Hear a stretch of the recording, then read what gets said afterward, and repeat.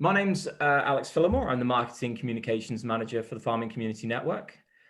This video is part of a new project with the Nuffield Farming Scholarships Trust, focused farmers, and supported by the Garfield Weston Foundation to help support farmers' business and personal resilience and look ahead to the future of farming during these periods of change.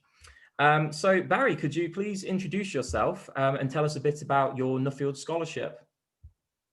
Yeah, so my name is Barry O'Boyle. I'm based in County Antrim, Northern Ireland, and I am a dairy farmer. We also keep beef cattle as well. We're a spring-based dairy system, mostly grass-based. I'm a Nuffield Scholarship, which I started in 2018, focused on what opportunities for farmers could exist in the fourth industrial revolution. So basically looking at technology, a lot of the new technologies, including artificial intelligence, drones, a lot of this new tech that's coming on board on farms and how it can really improve efficiency at farm level, and possible opportunities for farmers to really invest in startup companies within that sector, within the agri-tech sector, and how they can generate new income streams for them going forward. So big focus of your research and interest then is obviously looking ahead to the future. We are in a period of immense change in our industry. So what are your views on the post-Brexit support regime that's coming into place throughout the UK? And what do you think it means to British farming? Yeah, it's definitely a huge change that's taken place. At the moment, a lot of farmers are still in the dark as regards what the post-Brexit regime is going to look like. Certainly in Northern Ireland, Scotland and Wales, really know yet a lot of the details that we need to know as businesses to be able to plan forward. England has certainly set out their stall in terms of what they hope to achieve, and it seems to be mostly focused on the environment and public money for public goods. To be quite honest with you, I think from what I have read out of what has been mentioned so far, it's fairly disappointing as a farmer. I think it lacks innovation and entrepreneurship. It really lacks the cutting edge approach that we need to be maybe further ahead within, now that we're out of the EU, to stay competitive in a global market. So I think for me personally, I think it's very disappointing so far. But I think Scotland, Wales and Northern Ireland will probably, after the elections and the springtime, if they go ahead, we'll probably know more after that once the new executives have a new programme for government and agree a budget for how they're going to proceed with their new farming policies in each evolved region. Excellent, thank you. And with the sort of farming that you do, sort of in your day-to-day, what are some of the challenges that you've personally faced and how have you managed to overcome them? Yeah, I think the cost base of a lot of UK farmers are going to come under a lot of intense pressure over the next number of years. And certainly what I tried to do in my farming business here was try and reduce our cost base and really take a hard look at the things that needed to be changed for the business model to look at how it could be made more efficient and more profitable and more resilient, because we're now going to be opened up to two main challenges within UK agriculture. One is, which is coming down the tracks, is free trade agreements. So it basically will mean that we'll be exposed to the likes of North America, South American countries, Australia, New Zealand. So we're going to have a huge impact with cheaper imports, something which we've been sheltered from being within the EU. And I suppose the second thing would be subsidies. You know, the UK government is currently under a lot of pressure with public expenditure, and probably looking ahead, we're probably going to have to deal with less subsidies going forward, or no subsidies at all, possibly, in the very near future.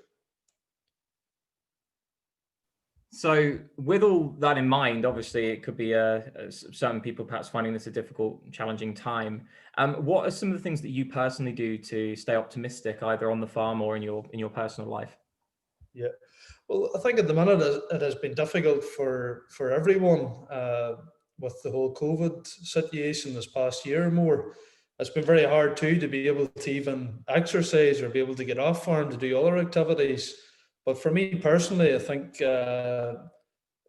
staying within the current lockdown guidelines, being able to take time off the farm and possibly go and see some of the local sites, whether it was up climbing a mountain or going to the beach or whatever. It's just trying to take yourself off the farm as much as possible and get a change of scenery possibly. Uh, so I would say at the moment that's certainly one of the areas that I find very helpful, just to clear your head and be able to change your scenery and take time away from the farm as much as possible within the guidelines. So I suppose you've already sort of answered this there, but if someone is going through a difficult time, what are perhaps some of the suggestions you'd have for them as a sort of like a fellow farmer to farmer? What sort of things would you say? Yeah.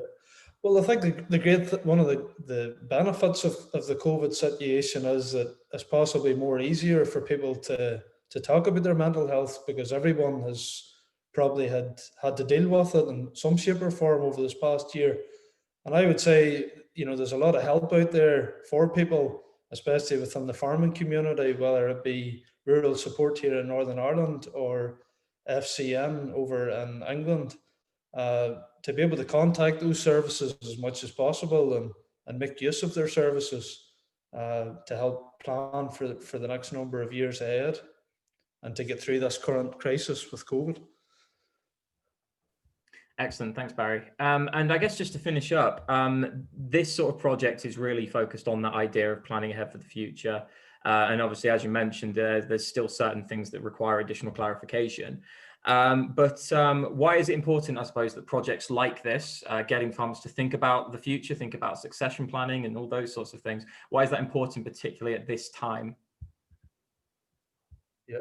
Well, as I said a bit earlier, farms are going to come under increased pressure especially over the next 5 years, whether it's from trade agreements or the reduction in subsidies. So it's vital that farms take stock of their current farming practices or business model and really try and look at how they can become resilient and as resilient as possible in a global environment, and how they can protect their profitability of their business.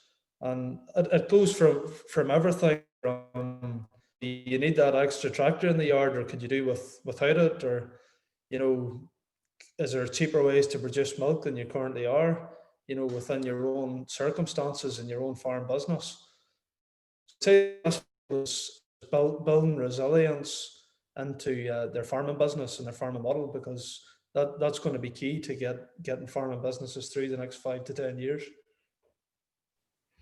And then perhaps just to finish, while I've got you, in terms of your situation in Northern Ireland, what do you think is the sort of unique situation in Northern Ireland in relation to agriculture, perhaps different to Wales and England? More out of curiosity than anything else. Yeah, well, I think we're certainly in a very peculiar situation at the minute, because we kind of have one foot in Europe, but we're still have one foot in the UK as well. And Brexit certainly has threw up a lot of challenges for food businesses and farmers here currently. Look at the local media at the moment with empty food shelves for fruit and vegetables, for example. I mean, the practicalities of Brexit is certainly causing some major challenges for people here. But hopefully we can resolve those over the next number of years. But as regards farms, from other parts, our livestock sector is probably the largest and most important one. But also the fact that we've probably a lot more smaller family farms, and they rely solely, the majority of them, at least 80% of their income, at least, on subsidies.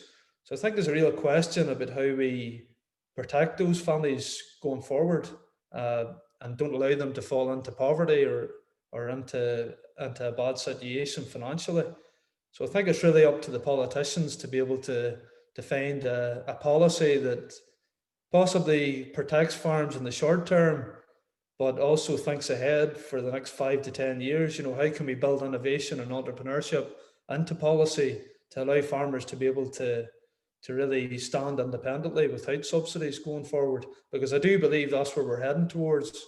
I think the UK is definitely heading towards a New Zealand moment where there will be no subsidies within the next 5 to 10 years, just simply because they won't have the public finances to be able to continue to support farmers at the current level that CAP has been done for. So I would say that's probably the main difference to other parts of the UK. You have smaller farms, and it's really protecting those farms, farm businesses, and those families. Because at the end of the day, it's the humanity side of it too. You know, these people will fall into poverty, a certain percentage of them over the next number of years if they're not protected.